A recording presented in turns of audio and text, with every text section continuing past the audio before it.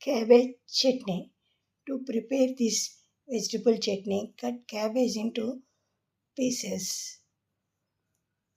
Take 1 spoon of chili powder and salt, 1 inch of tamarind.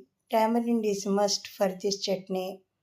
Take cabbage pieces into mixing bowl, add tamarind, salt and chili powder.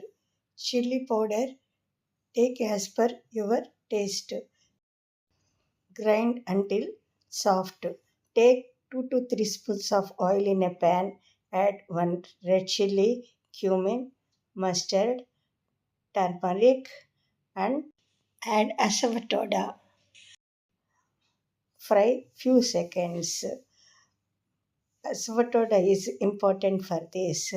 Add cabbage chutney to this and stir it well uh, until 2 to 3 minutes till raw smell disappear. Tasty cabbage chutney ready to serve. It will be nice with roti and rice.